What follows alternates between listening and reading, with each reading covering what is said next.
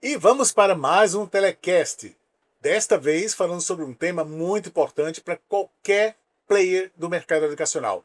Empreendedorismo educacional com foco em quê? Naquilo que tem de mais importante, que é a captação. Porque sem captação não tem educação. E para falar sobre isso, eu trouxe aqui a CEO da Mas, Edu, Capta Mais Edu, a minha querida amiga Cibele Schilter. que bom, Davi. Muito obrigado por estar aqui. É um prazer estar aqui com você, um parceiro de longa data, uma pessoa tão séria no mercado educacional e que ajuda tanto o principal P do marketing, que é o P de produto, né? Vamos falar Isso. sobre isso hoje também. Vamos lá. Então, eu estava conversando um pouco antes aqui nos bastidores, no esquenta do nosso podcast com a Cibele, sobre as dores do mercado hoje, né? Por que a gente vê tanto declínio de instituições de ensino, né, que não conseguem captar alunos? E outras que até conseguem, mas são obrigadas a baixar enormemente o ticket médio. Eu queria ouvir um pouco a tua visão, Sibeli, sobre isso. É algo que a gente precisa se atentar bastante, porque, de fato, o mercado educacional, em algumas esferas, parece que perdeu a seriedade. Primeiro ponto e mais importante, quando a gente fala de educação, nós temos um cliente potencial. E até muito pouco tempo atrás, falar que o aluno era o cliente parecia um crime, né? Eu lembro da época que eu chegava nas instituições de ensino, a gente falava em, olha, comercial, cliente, e nós éramos vistos até assim com um certo demérito. Mas efetivamente a educação é sim um negócio, o aluno é um cliente, e isso é importante não para menosprezar o negócio, mas pelo contrário, para a gente de fato colocar esse aluno no centro do processo.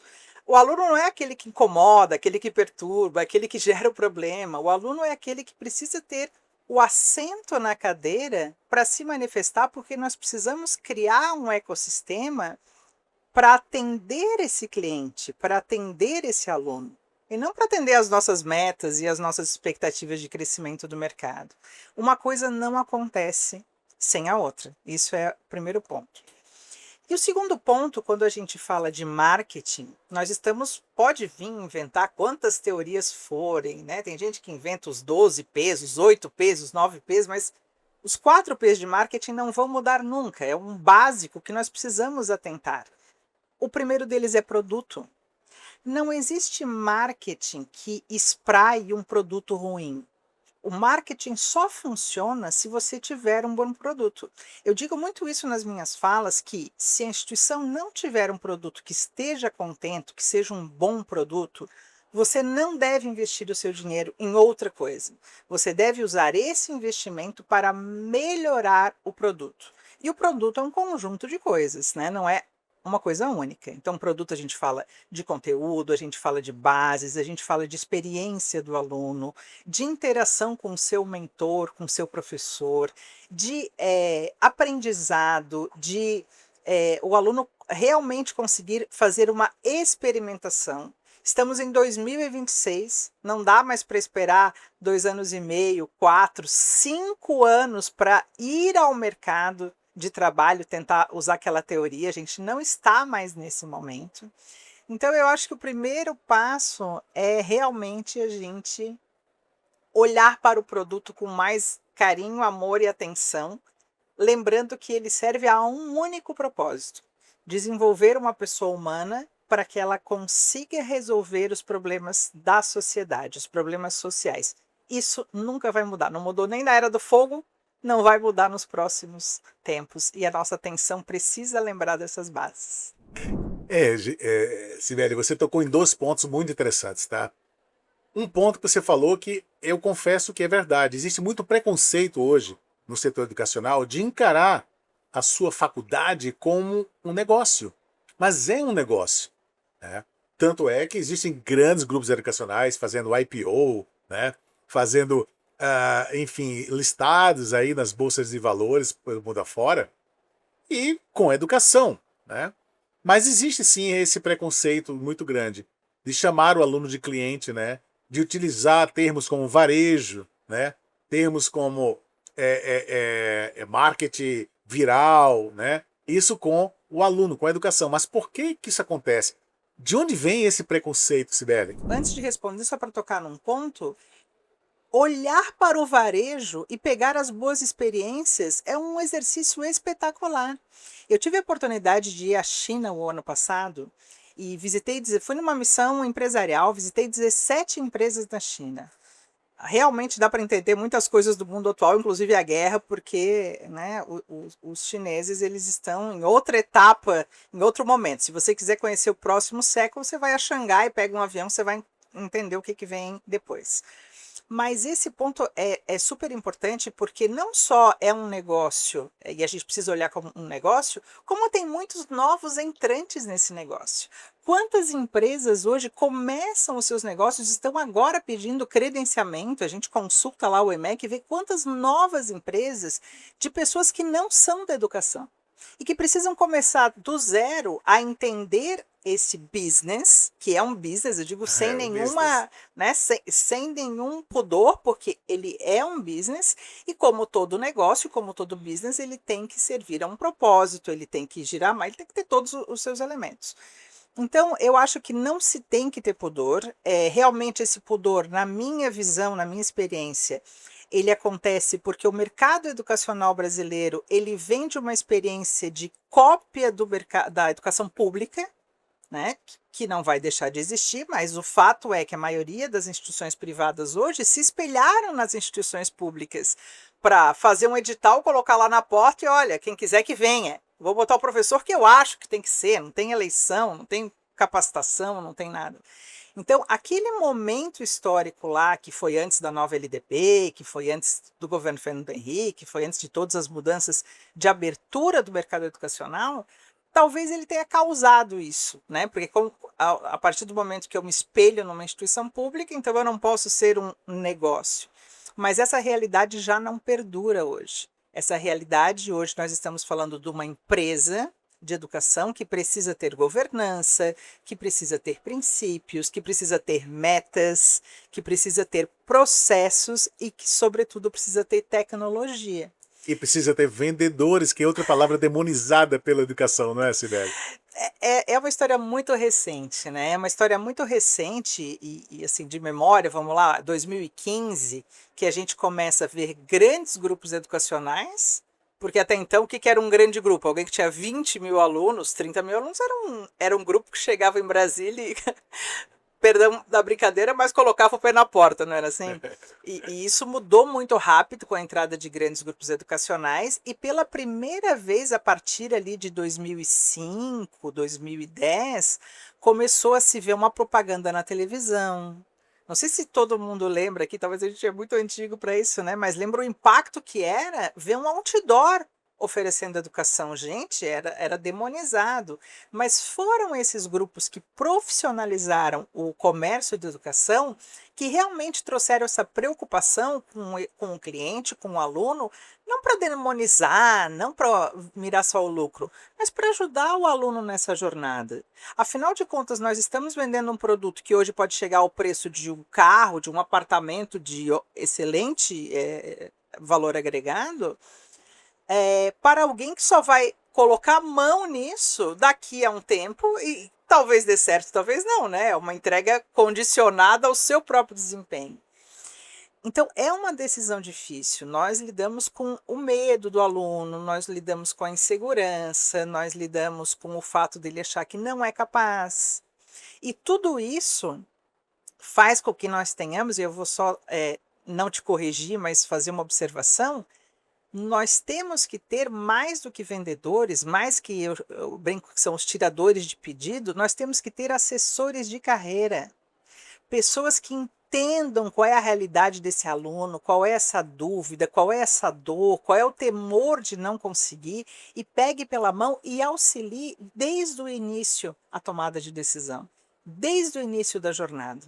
Não adianta lá reclamar que não tem aluno, se quando aquela pessoa que quer mudar de vida, que tem um problema, que quer ter um emprego melhor, uma casa melhor, alimentar melhor um filho, vai entrar em contato com uma faculdade e ou encontra um robô que não atende direito, ele já disse o curso que quer, ninguém chama essa pessoa nem pelo nome, então é muito desconfortável. E, na verdade, mais que desconfortável, é inadmissível, porque a gente está numa era em que o Uber sabe meu nome, o iFood sabe meu nome, o Starbucks sabe meu nome. Pô, minha faculdade, que eu já estou lá estudando, não sabe meu nome. Então, nós precisamos realmente nos modernizar e acho, vou voltar ao tema, que se a gente se espelhar no varejo, a gente já dá um passinho à frente, porque o varejo está mandando bem demais nesse tema. Com certeza, com certeza. E só para apimentar um pouco nossa discussão, Sibeli, voltando ao termo aluno-cliente, você falou em algo muito importante, tá? A gente forma esse aluno, daqui a 4 anos ele vai para onde? Para o mercado de trabalho. Chegando lá, ele não encontra, né, conexão entre o que ele aprendeu e o que realmente as empresas precisam, né? Será que nós estamos vendendo o produto para o cliente errado? Será que o cliente não é o mercado ou é o aluno? Como é que você vê essa relação cliente-fornecedor quando a gente olha para a relação faculdade-aluno-mercado? Mas será que é esse o produto hoje?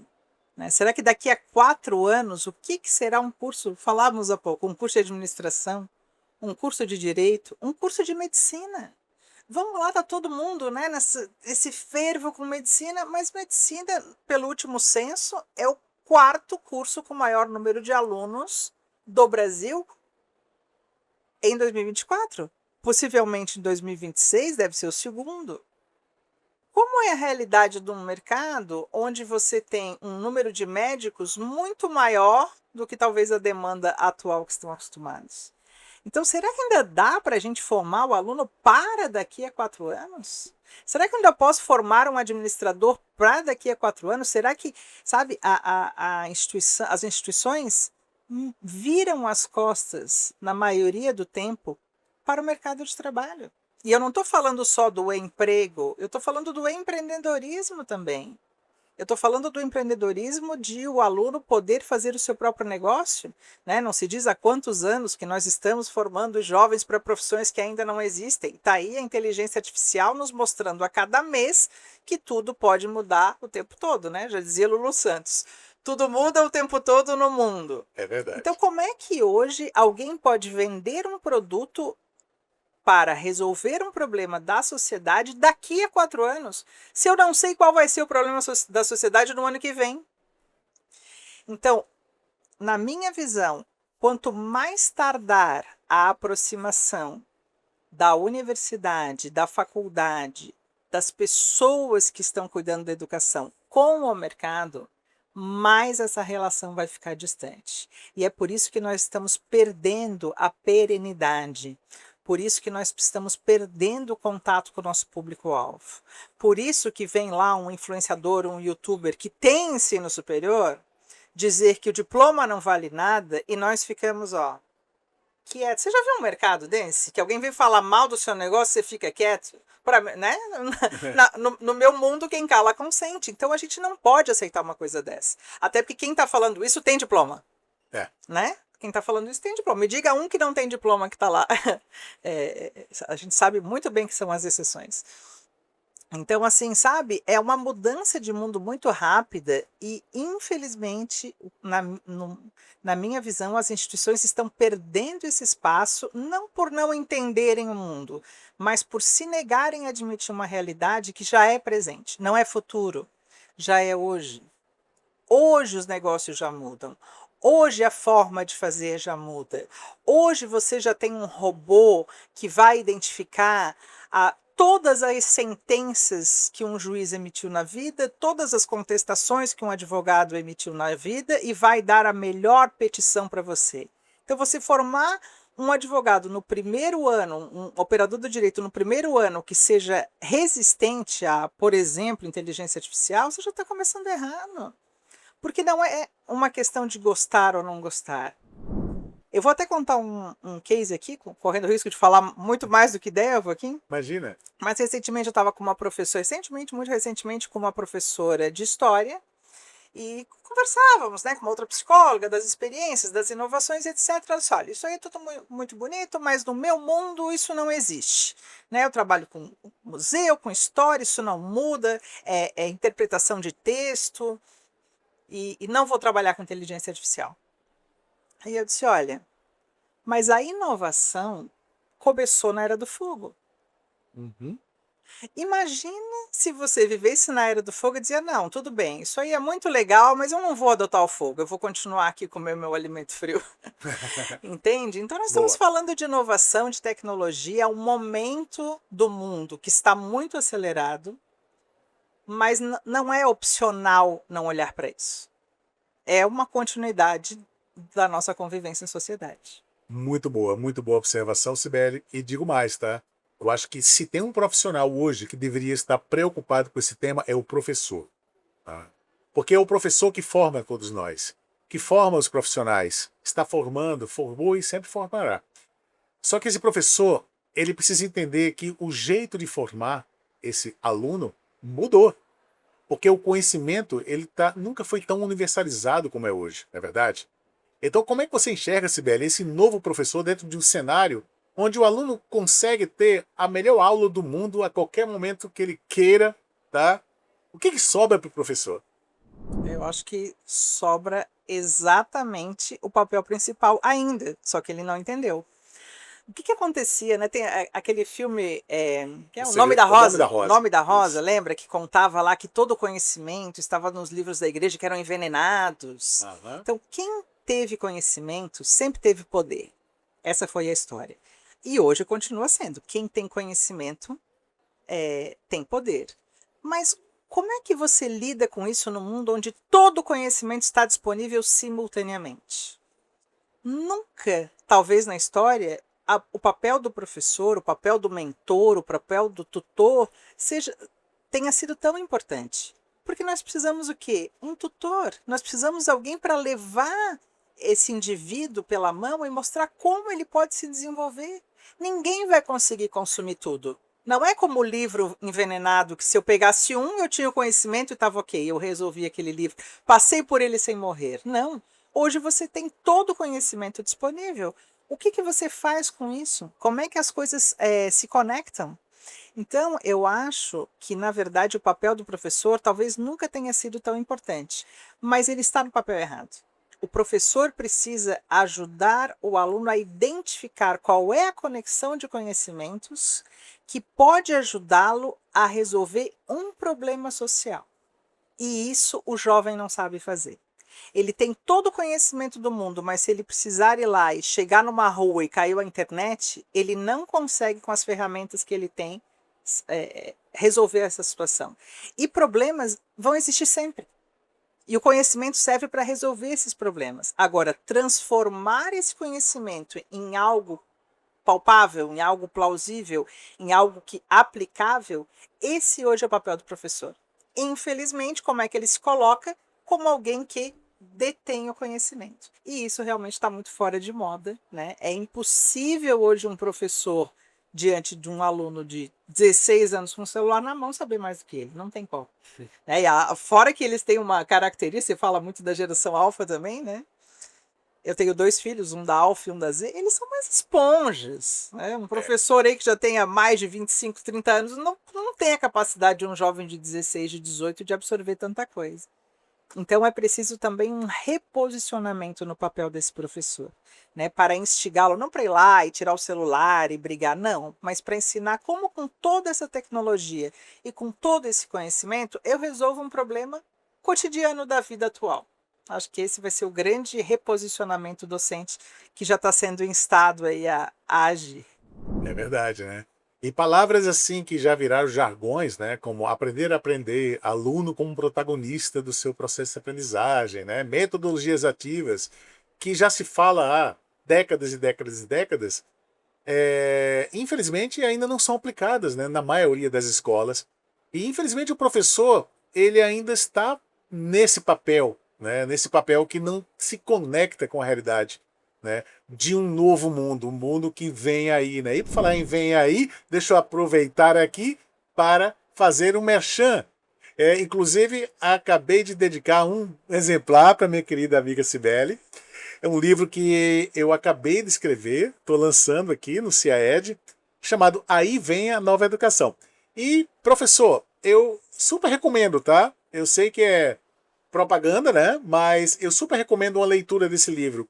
Esse livro, ele é polêmico, tá? Ele fala um pouco daquilo que nós falamos aqui, né, Cibele? mas ele fala em detalhes, né? O que pode acontecer nos próximos anos, nas próximas décadas, se você, professor, não se reposicionar. Se você, professor, não entender que o estudante que nós estamos formando, ele é diferente daquele que nós formávamos até alguns dias atrás, né? E esse livro foi escrito com muito amor, tá? Com muito carinho, e eu espero que a sua leitura seja maravilhosa, Sibeli, e que vocês também possam aproveitar bastante, tá? Ele fala de coisas como download de conhecimento através de chips intraneurais, tá? Até coisas simples, como você fazer sala de aula invertida. Então ele vai, né, de um ponto a outro, mas o que mais importa é algo tem que ser feito para a educação hoje, tá? Para você, professor, poder garantir a sua profissão, para você também, que é dono de instituição de ensino, mantenedor, gestor educacional, para manter o seu negócio saudável, você precisa entender que esse mundo não mudou. Não é isso, Sibeli? É isso, e você toca no. Já dei uma. Não li, porque eu, né, comprei hoje o meu exemplar aqui, mas já dei uma folhada e realmente é bastante interessante. Aliás, não é o seu primeiro livro, já li outros e você tem ideias espetaculares. E você toca num ponto importante, assim, a universidade está ficando muito boa, a escola está ficando muito boa de discurso, né? Então, bota tudo isso aí nos planejamentos, na parede, aí quando você chega na sala de aula, tá lá um professor na frente e as carteiras todas viradas para o quadro. Então, enquanto isso não for a prática do dia a dia, enquanto a gente não entender que não é o conhecimento que tem valor, mas sim a aplicabilidade dele em problemas, em instar as nossas crianças, os nossos jovens, os nossos adultos a usar do que temos disponíveis para isso, a gente não sai do lugar. Porque muito se fala nessas novas palavras, mas muito pouco se vê na prática. Ah, sala de aula invertida. Quantas salas de aula invertida você vê na prática? Ela vira um item, ela vira uma atividade dentro de um mar de coisas, né? De um calendário acadêmico. É muito pouco. Isso deveria ser a regra e não a exceção. Então, infelizmente, a gente fala bastante no discurso, mas na prática ainda há um medo de deixar, de tirar o poder da mão desse professor e deixar na mão de quem precisa se desenvolver. E no final do dia é sobre isso que estamos falando, em desenvolver as pessoas. Você não desenvolve uma pessoa falando com ela o tempo todo, sem deixar que ela interaja, sem deixar que ela tente com as suas próprias mãos, sem deixar que ela desenvolva o seu próprio pensamento. Então é um caminho que a gente precisa rever urgentemente. Rever urgentemente e, para você, gestor educacional, para você, mantenedor, entenda. O aluno já percebeu isso, né, Sibeli? Não é mais aquele aluno ingênuo que entrega a sua carreira profissional na mão de uma faculdade. Ele é questionador, ele é crítico, não é isso? E mais do que perceber, ele perdeu a atenção. Né? Hoje o grande petróleo, que se diz, né? O que é o grande petróleo? Por que a gente fica tanto tempo no celular? Por que a gente fica tanto tempo em determinados aplicativos? Porque tudo é voltado para prender a nossa atenção. É o grande petróleo, é o grande ouro, é o grande consumo. Quando eu não consigo segurar a atenção desse aluno, quando eu não consigo lidar com ele de uma maneira que eu tome de assalto né, esse foco dele, eu perdi essa pessoa. Eu não consigo tomar. Então, a criança está desinteressada de ir para a aula, a criança está desinteressada de aprender, o jovem está desinteressado de fazer ensino superior, mas isso não é culpa do jovem dos tempos modernos. Isso é culpa de quem não está cuidando desse ativo. Você não consegue chamar a atenção porque você, de novo, está tentando resolver o seu problema. E não o problema daquele jovem que você, no mar das vezes, não sabe nem qual é. Porque a gente não pergunta. Porque aluno dá trabalho, né? Aluno incomoda, aluno traz problema. Então eu tento manter ele mais possível afastado. E essa é a dinâmica que precisa mudar.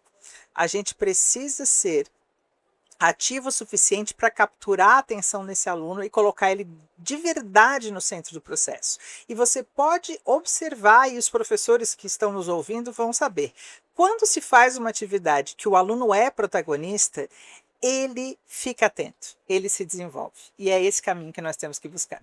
Exatamente. Fazendo uma pequena recapitulação. Educação é business, é negócio, né? Precisamos nos apropriar das técnicas do varejo para manter esse negócio de pé. Precisamos cuidar do aluno como cliente de verdade. E também olhar para o mercado como um cliente secundário, mas talvez até mais importante, porque sem o mercado não tem aluno, não é verdade, Sibeli? E isso tudo culmina também em uma outra dor que a gente sente muito no empresariado educacional, que é a questão do ticket médio. De um lado, essa insatisfação do aluno com o produto que é entregue hoje faz com que ele não tenha tanto interesse. Então, as empresas, ou as instituições de ensino e empresas, por que não falar são empresas, elas começam a não mais vender produto, mas vender preço, né? Ter o aluno a qualquer custo, ou seja, baixar o preço.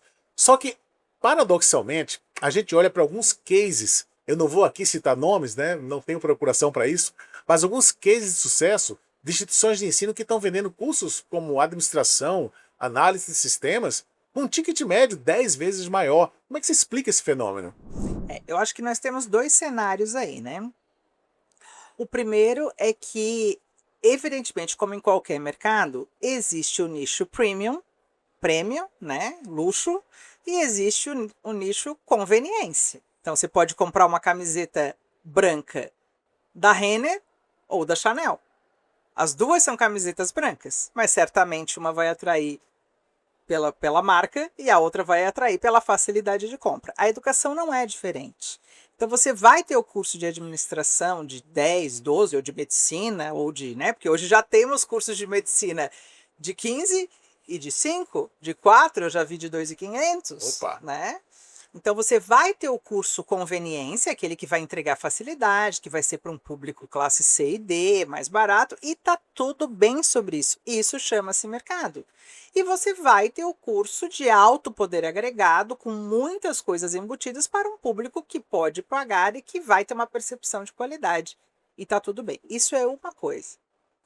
A outra coisa é fazer uma disputa insana de preço para fazer um curso de ensino superior valer metade do preço de uma pizza.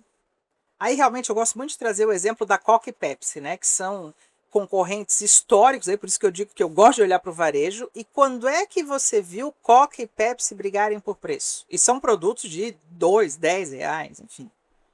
Quando é que você viu Coca e Pepsi brigarem por preço? Então, isso foi um labirinto que a educação entrou equivocadamente. Está mais do que na hora de sair. Perdeu para o próprio mercado infoprodutor. É uma briga ridícula, porque o mercado infoprodutor ganhou da educação regulada e agora entendeu, né, que a grande vantagem do ensino regulado é a recorrência, então está tentando repivotar, remigrar, mas o grande poder, o grande conhecimento está dentro das instituições. Então nós precisamos entender esse cenário e parar com essa briga insana de preço. Nós não podemos, como educadores, vender preço. Nós não vamos nunca ganhar essa briga. Nós precisamos, e não vamos conseguir dominar totalmente o mercado, porque o mercado tem muita gente jogando no mesmo tabuleiro, mas jogos diferentes. E também você não pode comparar um grande grupo educacional com um grupo educacional médio e com uma instituição que está começando agora, né? Quando a gente olha para o mapa dos players, a gente vê que mais da metade das instituições tem menos de 1.000, 1.500 alunos, e um pequeno grupo ali entre 2.000 e 8.000, e um grupo menor ainda, de menos, né, de 2 dígitos, como grandes grupos educacionais. São jogos diferentes, são interesses diferentes. Alguns estão jogando pela sobrevivência, alguns estão jogando pela revenue share, alguns estão jogando pelo jogo dos investimentos, do posicionamento em bolsa. Você não pode botar todo mundo na mesma toada. Então, eu acho que a compreensão do cenário global, inerente a esse momento, nós não podemos mais ficar olhando a fotografia e deixando os times de marketing à la vontade para fazer as campanhas. Nós precisamos olhar todo o filme. E é por isso que também hoje, atuando na Capta Mais Edu, a gente começou a ver que é uma necessidade muito grande você agir 360, ou seja, você olhar todo o marketing e todo o comercial como uma coisa única, porque as instituições elas não conseguem trazer isso para dentro, elas perdem a mão, e aí perdem a mão no desespero, começou o processo todo errado e chega lá no final, não bate o número, gente, promoção, promoção, promoção, isso realmente quebra a imagem, quebra o contexto, complica todo mundo, porque daí teve o aluno que entrou e pagou mais caro, o que entra depois, sabe? Desmoralizou o cenário. A instituição precisa tomar a rédea e tomar a liderança disso, reorganizar os seus preços, o seu valor e entender qual é o posicionamento que ela quer e vai ocupar. Se é nicho, ok, se é premium, ok, mas para cada um tem a sua lição de casa, a sua tarefa e o seu processo. E isso está faltando fazer realmente a lição de casa. Grande lição. Aliás, grande lição para a gente aqui, para você que está nos escutando, nos assistindo em mais esse telecast maravilhoso. Eu queria agradecer a você, Cibele, pelo seu tempo, pela sua atenção, por ter compartilhado com a gente tanto conhecimento, tá? Tanta experiência, né, de mercado. E dizer que nós estamos aqui também à disposição para receber outras personalidades assim que virão conversar conosco, para que você fique cada vez mais informado, que você possa ter vários insights de como surfar essa nova onda da educação que está vindo por aí. Cibele, últimas palavras. Que conselho você daria então para professores, gestores, mantenedores que estão nos assistindo? A educação é um ativo muito importante e ele nunca esteve tão valorizado como nos tempos atuais. Ninguém acredita hoje que pode estudar só um pouquinho e parar. Todas as pessoas que querem se desenvolver têm certeza que a educação é algo contínuo. Para ter perenidade, para continuar nesse mercado, a gente precisa agir com mais seriedade e com uma visão 360 aliando processos, tecnologias e, sobretudo, capacitando as nossas pessoas para ter alunos felizes e alcançando aquilo que eles vieram buscar, que é o sucesso profissional e o sucesso na vida. Eu acho que isso é E que seja o nosso propósito para sempre, nós que amamos a educação, né, E professora? muito obrigado pelo livro. Vou aproveitar e também fazer uma propaganda. Eu amo a escrita dele. Acho que assim traz muitos insights importantes. E para nós também é lição de casa, né? Que a gente precisa ficar sempre atualizado, lendo, estudando e tendo novas visões. Obrigado e parabéns. Obrigado e parabéns também pela Capta Mais Edu. Grande empreendimento, grande trabalho que você tem feito, ajudando muitas instituições de ensino aí a nadar nesse oceano vermelho, né, que é o mercado de educação, né, gente? E para você que está aí nos escutando, nos assistindo, muito obrigado pela sua atenção e até a próxima.